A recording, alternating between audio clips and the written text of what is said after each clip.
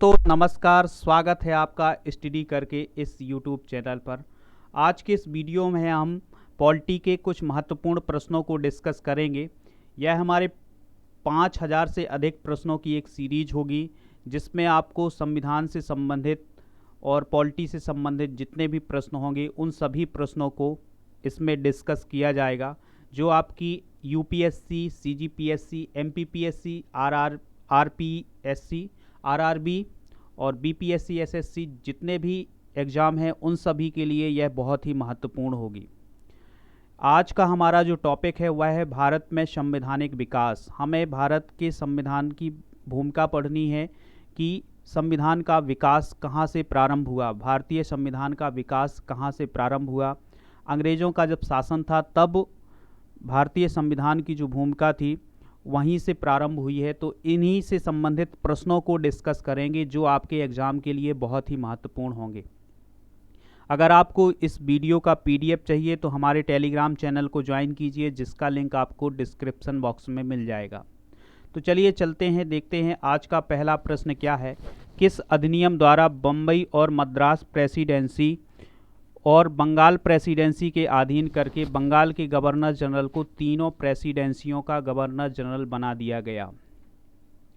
Option है regulating अधिनियम 1773, Pitt's India अधिनियम 1784, भारत शासन अधिनियम 1858 या भारत परिषद अधिनियम 1892। अब प्रश्न हम समझ लेते हैं, फिर उसके बाद जब तक आप सभी लोग आंसर दीजिएगा कि वह कौन सा अधिनियम है जिसमें बम्बई, मद्रास और बंगाल इन तीनों प्रेसिडेंसियों को मिला दिया गया, और जो बंगाल का गवर्नर जनरल था उसे इन तीनों प्रेसिडेंसियों का गवर्नर जनरल बना दिया गया। तो वो तीन प्रेसिडेंसी कौन सी थी? बम्बई, मद्रास और बंगाल। तो ये तीन प्रेसिडेंसी जो थी, इन तीनों प्रेसिडेंसियों को बना दिया गया, मिला दिया गया। पहले ये अलग अलग प्रेसिडेंसी थी, लेकिन एक अधिनियम था जिसके द्वारा इन तीनों प्रेसिडेंसियों को मिला दिया गया था, और बंगाल के गवर्नर जनरल को इन तीनों प्रेसिडेंसियों का गवर्नर जनरल घोषित किया गया था। तो चार ऑप्शन आपके सामने है। रेगुलेटिंग अधिनियम 1773, पिट्स इंडिया अधिनियम 1784 या भारत शासन अधिनियम 1858 या भारत परिषद अधिनियम 1892। तो इस प्रश्न का जो सही उत्तर होगा वह होगा रेगुलेटिंग अधिनियम 1773।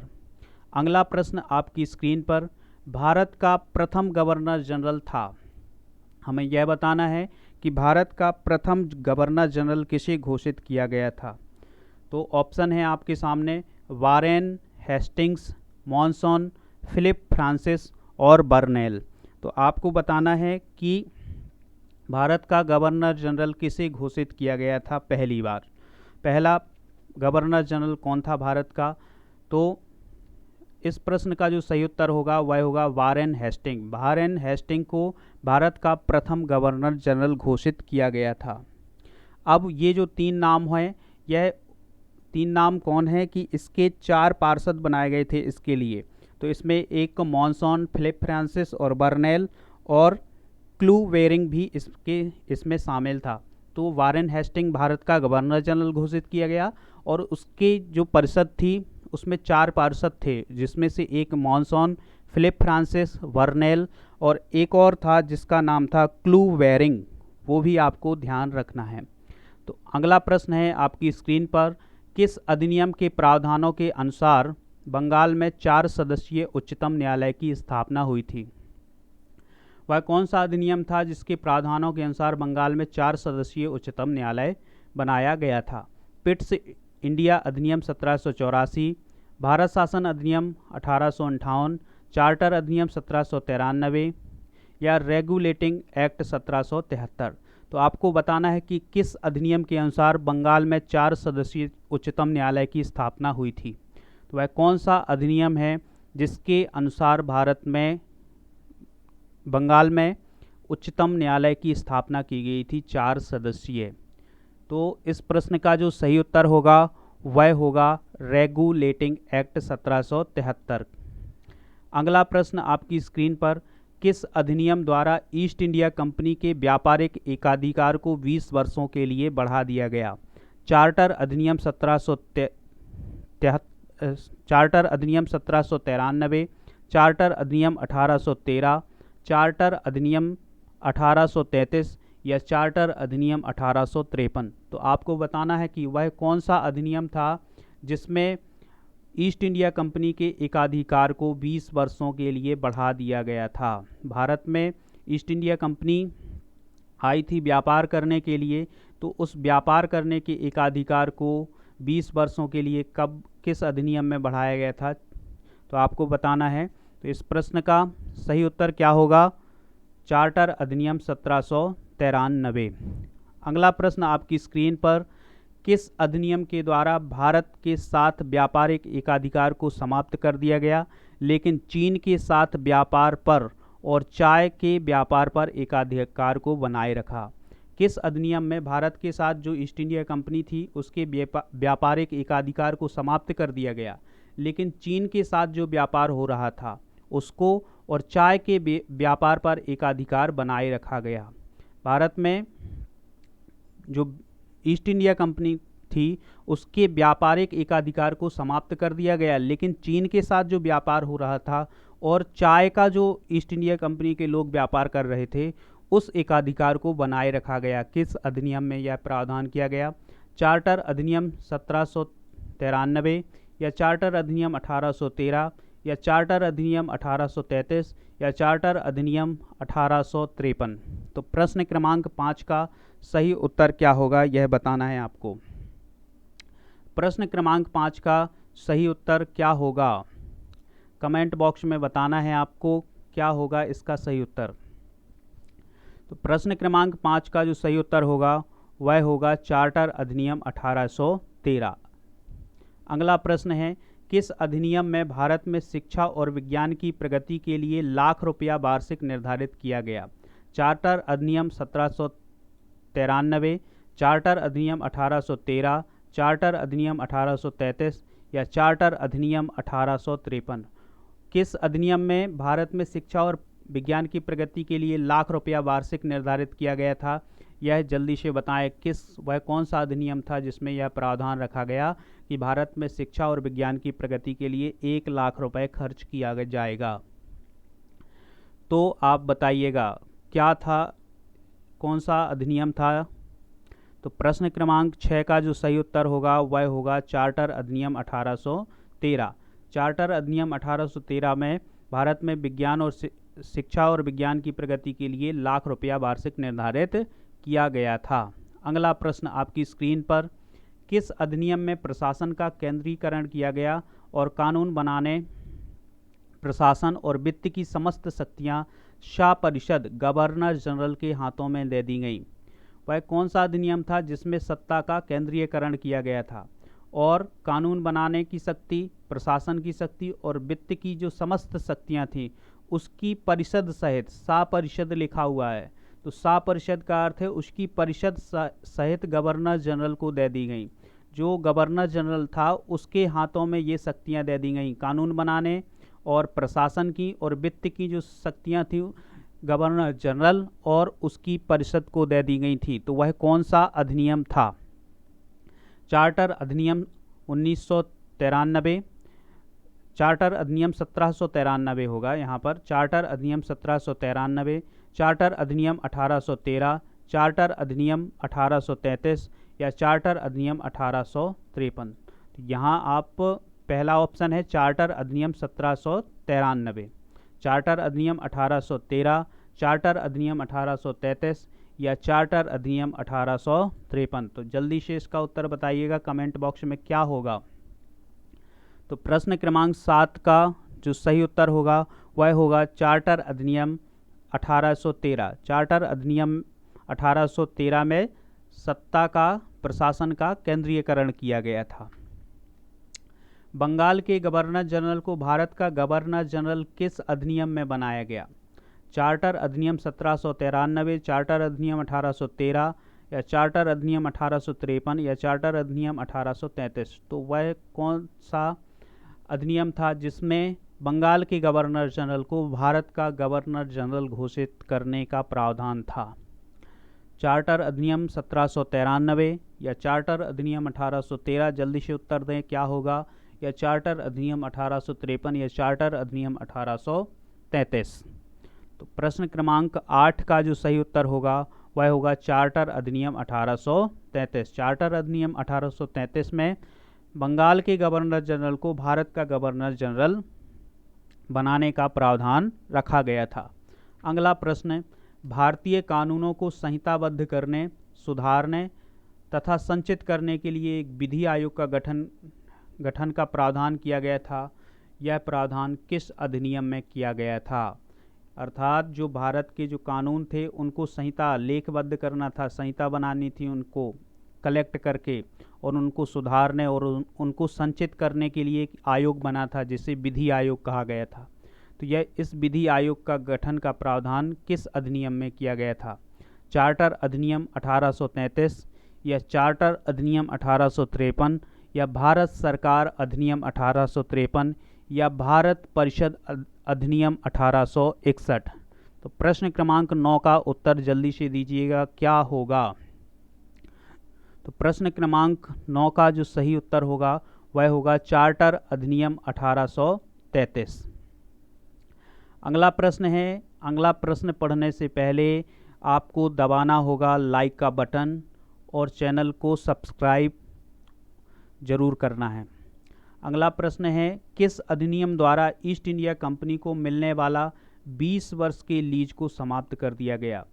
जो वह कौन सा अधिनियम था जिसमें ईस्ट इंडिया कंपनी को जो 20 वर्ष का लीज मिला था उसे समाप्त कर दिया गया था?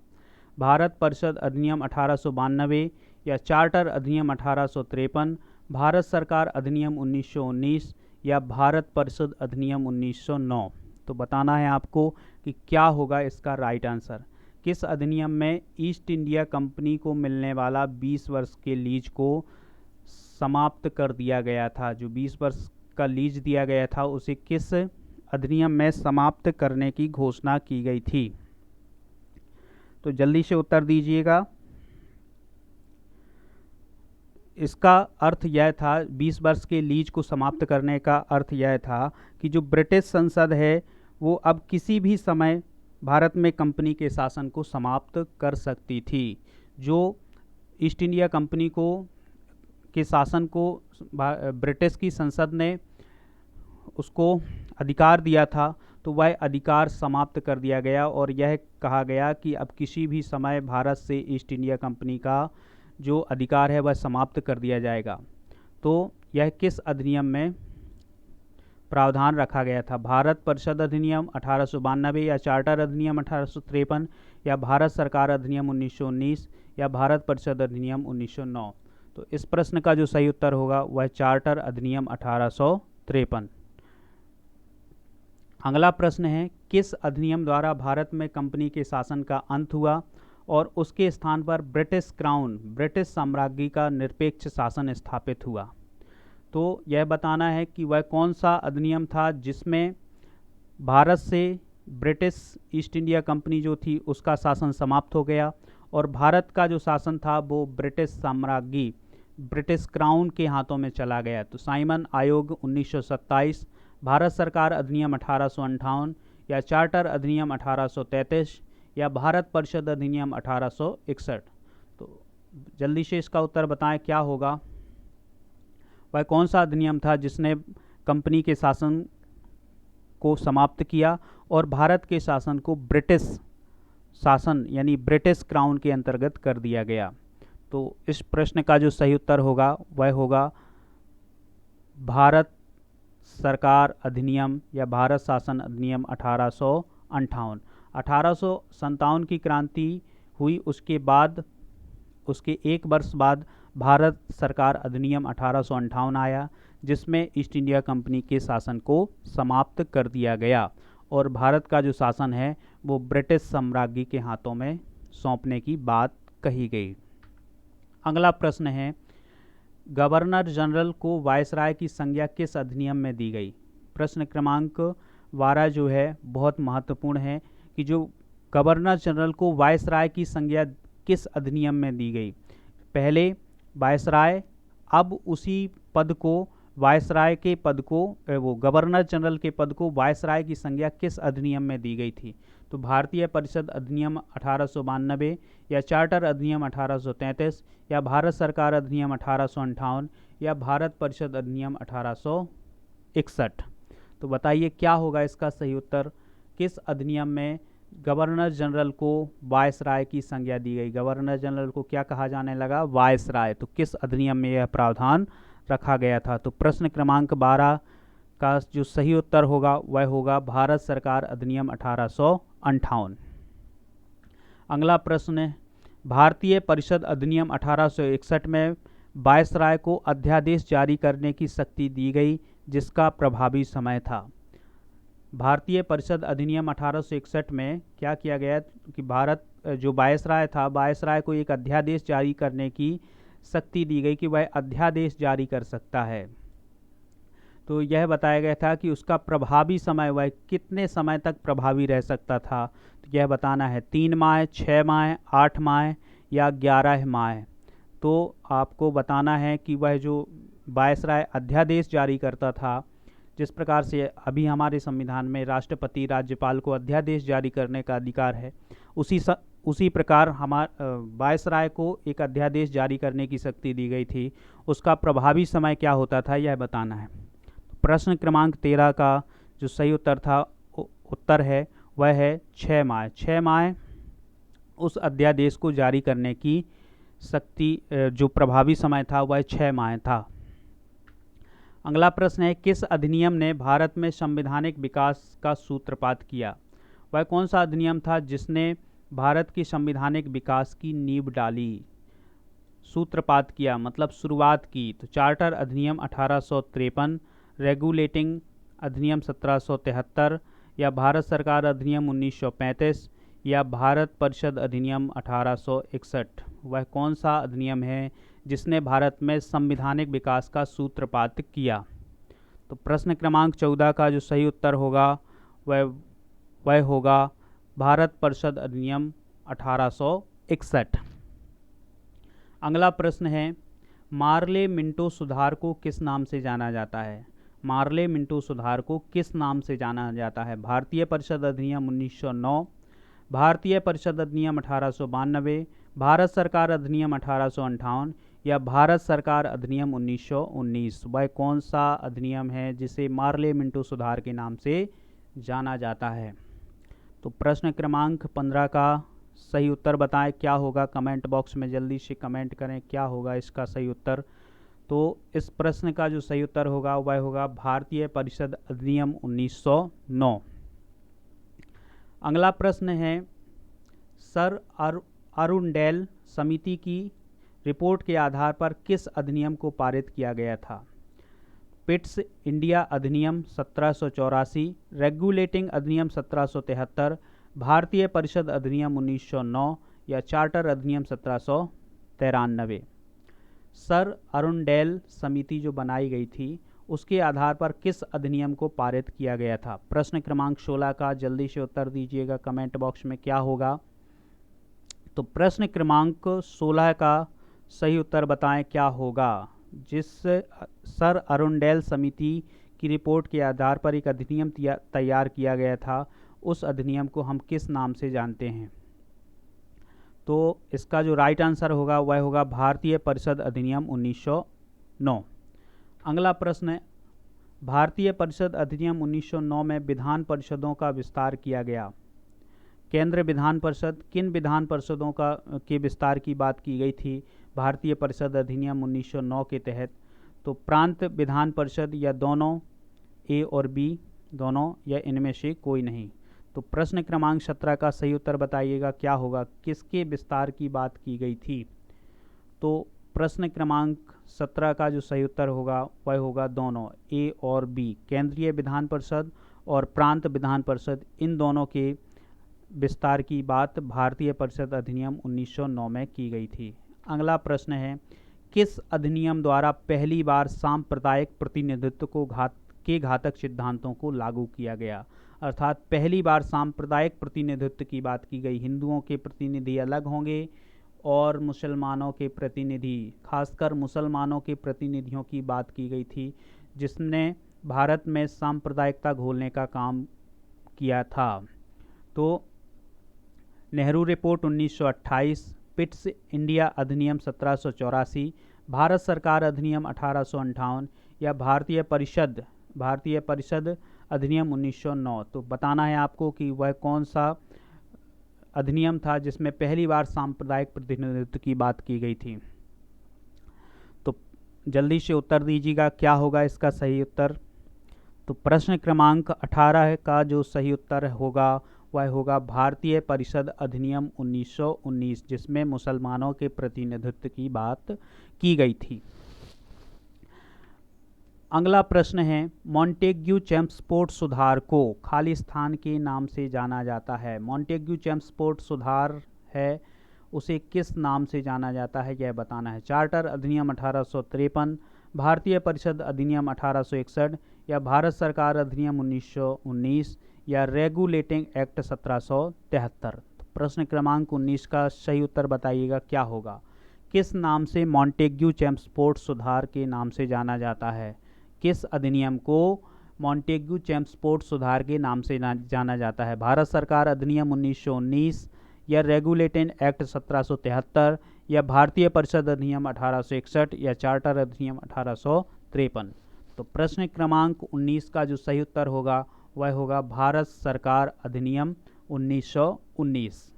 अगला प्रश्न और अंतिम प्रश्न इस वीडियो का, भारत सरकार अधिनियम 1919 में एक नए पदाधिकारी पद का सृजन किया गया था। वह पद बताना है कि कौन से पद का निर्माण किया गया था। तो भारत सरकार अधिनियम 1919 में एक नए पद का सृजन किया गया था, वह पद कौन सा था। भारतीय उच्चायुक्त, ब्रिटिश उच्चायुक्त या राज्य सचिव या पार्षद। तो बताना है आपको कि किस पद को सृजित किया गया था, भारतीय उच्चायुक्त या ब्रिटिश उच्चायुक्त या राज्य सचिव या पार्षद। तो प्रश्न क्रमांक 20 का जल्दी से उत्तर दीजिए कमेंट बॉक्स में, क्या होगा। वह कौन सा पद था जिसमें भारत सरकार अधिनियम 1919 के तहत बनाया गया था, सृजित किया गया था। तो प्रश्न क्रमांक 20 का जो सही उत्तर होगा वह होगा भारतीय उच्चायुक्त।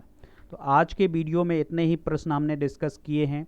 अगर आपने अभी तक हमारे इस YouTube चैनल स्टडी कर को सब्सक्राइब नहीं किया है तो सब्सक्राइब कर लें और हमारे टेलीग्राम चैनल को ज़रूर ज्वाइन करें, जिससे आपको वीडियो की PDF मिल जाएगी।